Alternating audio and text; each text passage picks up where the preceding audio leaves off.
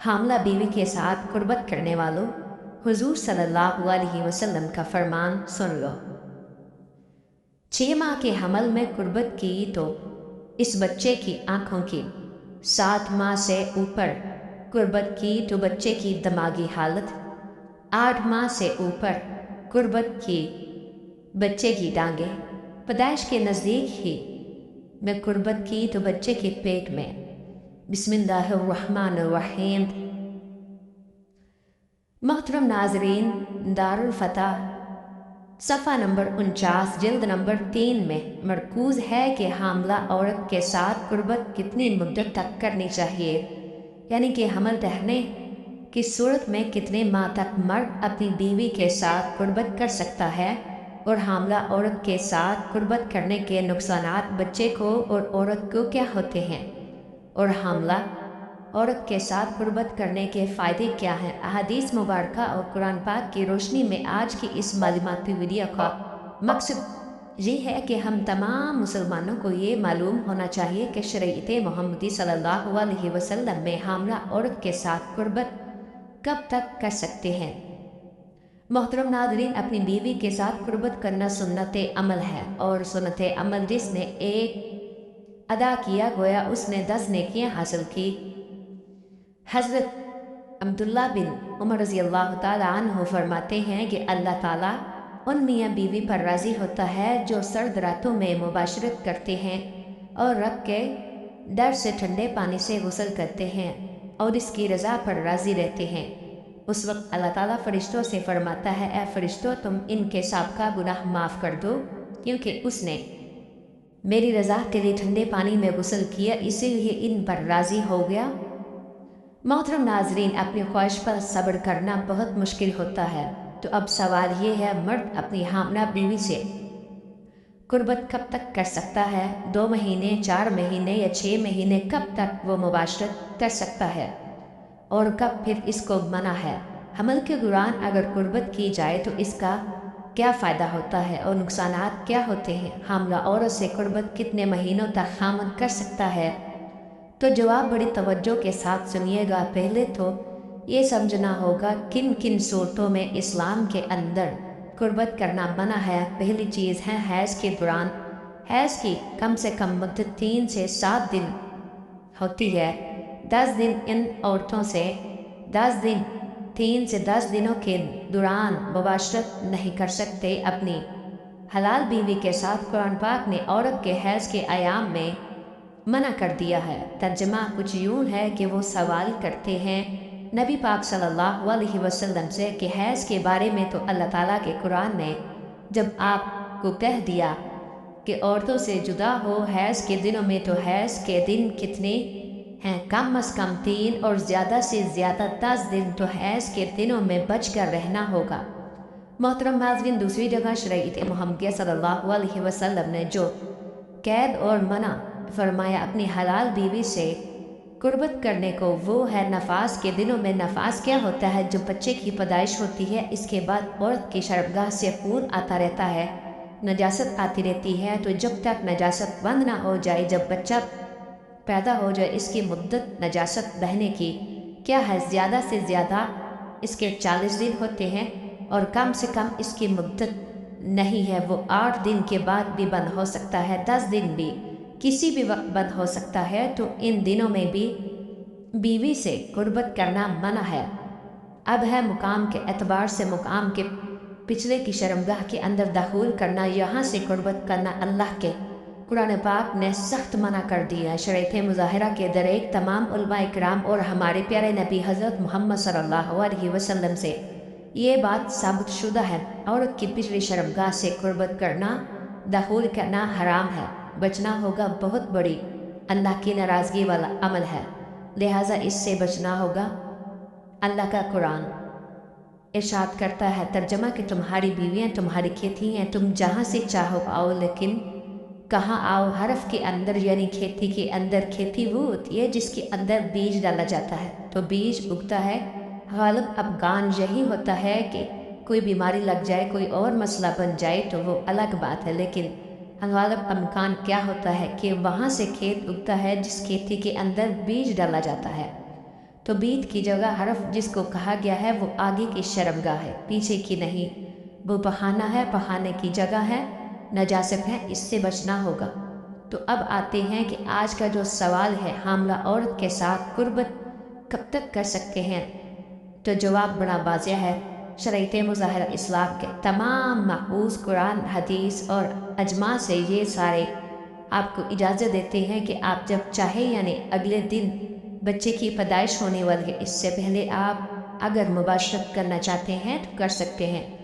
آداب اور اپنی بیوی کی صحت کو دیکھتے ہوئے ڈاکٹر سے مشورہ کرنے کے بعد آپ کی قربت کرنے سے بچے کی کوئی تکلیف نہ ہو سکتی ہو، بیوی کو کوئی تکلیف ہو سکتی ہو، کسی قسم کا نقصان پیدا ہو سکتا ہے، کوئی پریشانی آ سکتی ہے، تو پھر آپ کو صبر کرنا ہوگا۔ اور اگر اس طرح کوئی خدشہ نہیں، کوئی امکان نہیں، تو آپ آزاد ہیں، جب چاہیں جیسے چاہیں۔ آپ کی بیوی کے لیے آسانی ہو، اس کو تکلیف نہ ہو، بیوی کو بھی تکلیف نہ ہو، بچے کو بھی تکلیف نہ ہو، صرف یہی چیز آپ نے سامنے رکھنی ہے۔ باقی سب کچھ لوگوں کی باتیں ہیں، اپنی اپنی جگہ پر، ان کی نہیں دیکھنا۔ صرف اور صرف شریعت مظاہرہ آپ کو اس کے حوالے سے آزاد چھوڑ رہی ہے، صرف آپ نے ڈاکٹر کی رائے کا احترام کرنا ہے۔ ڈاکٹر جو مسلمان ڈاکٹر ہونا ضروری ہے، وہ حاملہ بیوی کے ساتھ قربت کرنے کے فوائد کیا ہے؟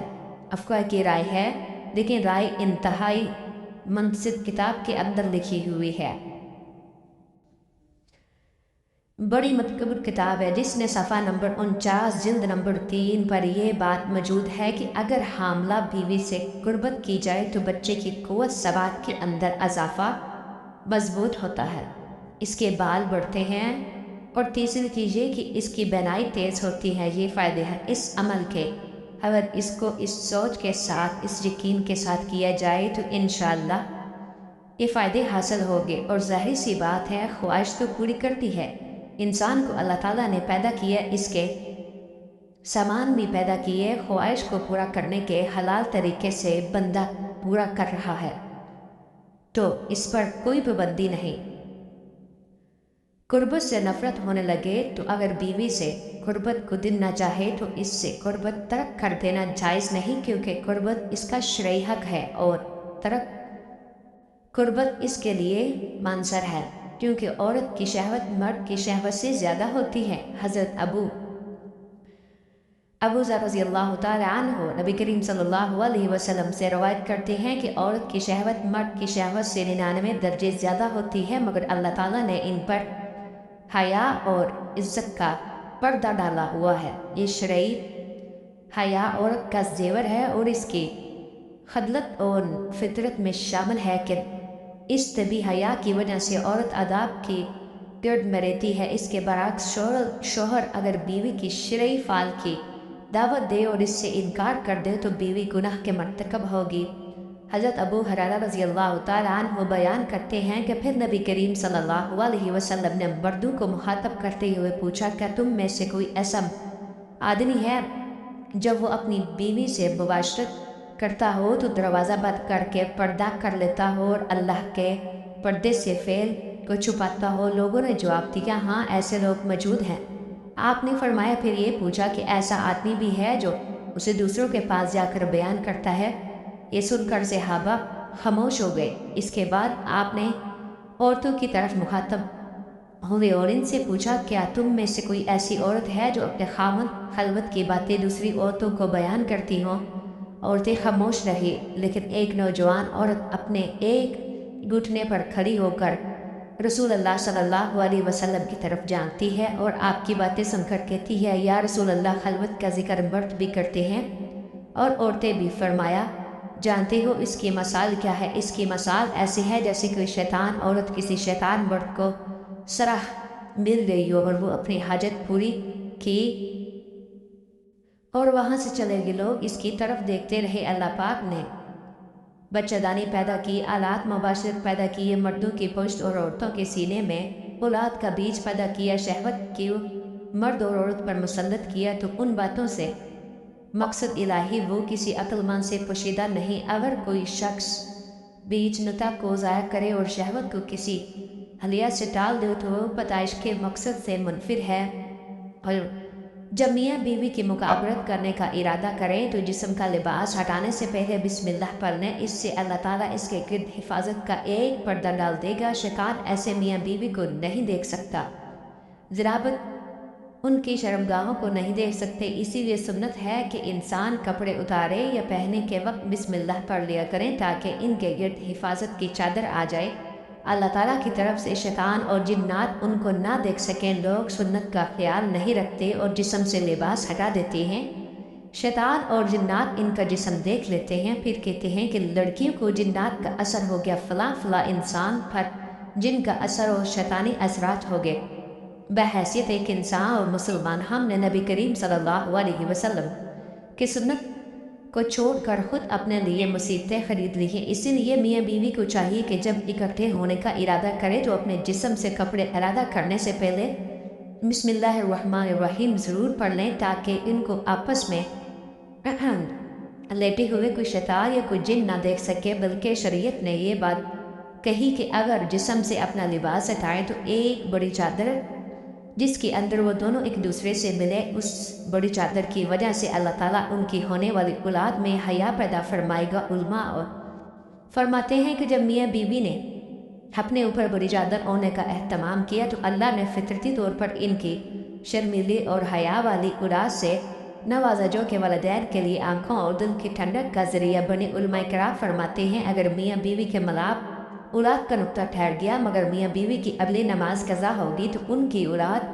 फासिक बढ़ेगी। लेकिन एक ऐसा मामला है जिसमें मर्दों औरतों दोनों के तरफ से उलमा को कोताही होती है। मियाँ बीवी की मुकाबरत के बाद अगली नमाज फजर की है तो सुस्ती की वजह से कज़ा होगी। ऐसा भी होता है कि मियाँ बीवी गुस्ल करने में सुस्ती कर देती हैं जिससे नमाज कज़ा हो जाती है।